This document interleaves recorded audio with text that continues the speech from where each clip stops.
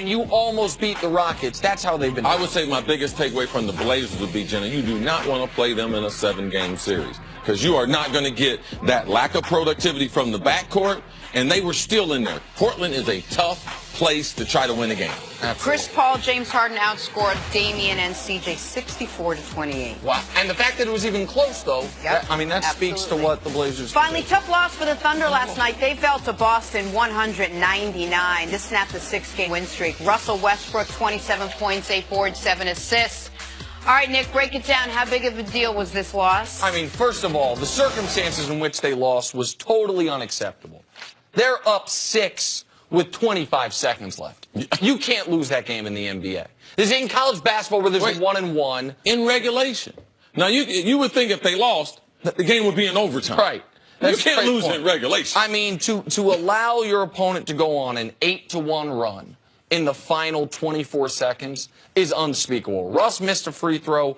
Melo missed 2 free throws after hitting a big shot, and they end up, the Celtics do what they do, which is execute great down the stretch. But I want to talk about what this means for Oklahoma City. Oklahoma City had a chance to get a little bit of separation, get to 44-29, be only 1 game back of Portland, by the way, for the 3 seed, have a good chance of hosting the round of the playoffs as the 4 seed. Yes. If they don't get there, man, now they're 43-30. Well, the Jazz have 31 losses. They're the 8 seed. Like, the Thunder could have finally gotten out of that muck of the 5 through 8. Could have separated themselves a little bit. So I will say this. You know who was bummed Oklahoma City lost last night, aside from the Thunder? Man, the Rockets and the Warriors. I don't think Oklahoma City can beat either one of those teams. But they don't want... But Oklahoma City now might be playing them in the first round. Like, the Thunder hate that idea because then they can't win a round of the playoffs. But those teams hate it too because that's a difficult team to play. They should not be in this position with 9 games left in the year, that they might be the 7 or the 8. It's kind of shocking, too. Boston undermanned. OKC playing great ball, in control of the game. I know. And you would not think, for one, you didn't think Melo was going to miss both free throws. I mean, he would at least make 1. So even if they bang a 3, you're into overtime. But missing both of those, and Brad Stevens calling that play at the end to get a sidestep, open 3-pointer. Man, that right there, that was huge for Boston. It was a tremendous loss because of the lack of separation, and they were playing such good basketball for giving away. They've lost their cushion. So now, I mean, if you look at Utah, they played less games than them, so they can get the win total up, and they could flip from 3-4 to 7 easy. And the Melo missing both, I know people probably think, well, if he made 1, it still goes to overtime. I reject that idea. If you're up 3, you are guarding that play so differently. Or you can foul him. You can foul him, or the reason they got the open 3 was Jason Tatum beat his man off the dribble. Defense collapsed towards him. Yep. If you're up 3 and the guy beats you off the dribble 2 seconds left, let him have the layup. Who cares? Like, Melo missing, you can't be an NBA non-center and miss 2 free throws at the end of the game. That's my guy. He brought me a championship at Cuse. That's brutal. Here's how much it bothered CeCe. First, you walked into my office. I didn't even say hello. First thing you said, dang, Syracuse grad. He doesn't like missed free throws. Hey, when they do well, we take credit for it. Right. But hey, when they don't do well, we got to take that L. All right, let's Hold move on. that, Nick. Let's move on to the NFL now. Former 49ers safety Eric Reid has yet to be signed to a team a week into free agency, and should be. He's a Pro Bowler in the prime of his career. He was often seen kneeling next to quarterback Colin Kaepernick 2 seasons ago, and now some are concerned he might be getting blackballed from the league. New 49ers defensive back Richard Sherman discussed this at his press conference yesterday. Take a listen. We are concerned because he played at a high level for just about every year that he's played in this league. He's made enough plays to be signed with the league. Signed with the team and to make his money. You know, he deserves his money. You know, if safeties make a certain amount, you know, I would think he's top 5, top 10 safeties in this league. So he deserves to be paid accordingly. So there is concern there. Because you would think a player of his caliber and his quality would be picked up by now, but you know, I think they're great teams are still looking and people are still looking for players, and I'm praying that he gets picked up. But if he doesn't, then I think there will be a conversation with the league office and the union on potential legal action. CeCe, what was your reaction to Sherman's comments? Well, I've been following it, and it doesn't make sense for NFL owners to have Eric Reid out of football. Now, we're still early in free agency. There's still going to be some players to be signed, but the lack of overall interest in his ability to be able to play the position, and he doesn't. I won't accept, Colin Kaepernick not playing, because the NFL has been about the best players playing. But even if you wanted to make some excuses about Cap, forget his playing, all right? Because you can't say him playing on the field, he's not good enough. But you wanted to say he's not a good locker room guy. There were guys on his team that necessarily that felt like he wasn't close to the team, a little standoffish, some things like that. If you want to add those to Cap, okay, I will listen to you. But you can't say those things about Eric Reid. Can't say he's not a high achiever. Can't say he's not a locker room guy.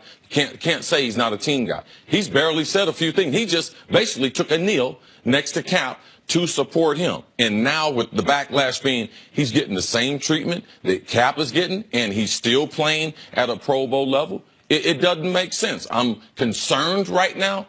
If he's not signed and we come June 1st, and then there should be an outcry. Because this game, if this is America's pastime, then you should be able to have a peaceful protest. There's a bunch of other guys protested. They playing. Now, why aren't they playing? Well, and all of the potential excuses for Cap that you also didn't mention do not apply to this guy. Oh, well, it's as Coach Mangini would talk about, the media circus surrounding it. Don't nobody know who Eric Reid is? There's no MSNBC, CNN, Fox News going to Jacksonville if they sign Eric Reid. He's not a guy that there's going to be some media firestorm. Oh, well, the style in which he plays you don't want as a backup quarterback. Well, that doesn't apply to your safety, whether it's your starting safety or second string safety. Like the seemingly non-blackball reasons that Cap is out of football, those get knocked down immediately with Eric Reid. This is a healthy player who made a Pro Bowl as a rookie, who, according to Pro Football Focus, because I understand most people are not evaluating the Niners safety position, had the best season of his career since he was a rookie last year, who's in the prime of his career, who plays a position that there's not a surplus of excellent players at. The idea, and as CC mentioned, if this is just a matter of time, no problem. To quote CC, no problem. But if he does not get in the league, this is an affront to everybody, because it will not be about distractions. It will not be about mentoring. It will simply be about sending a message. Hey, guess what, guys? We're not going to change the rule saying you got to stand, but we're going to effectively change the rule saying you have to stand. Because if, Cece, your favorite safety, the guy that took over for Eric Berry, Daniel Sorensen, number 48 for the Kansas City Chiefs. A liability from the time Eric Berry got hurt. He got 4 years, $16 million last offseason.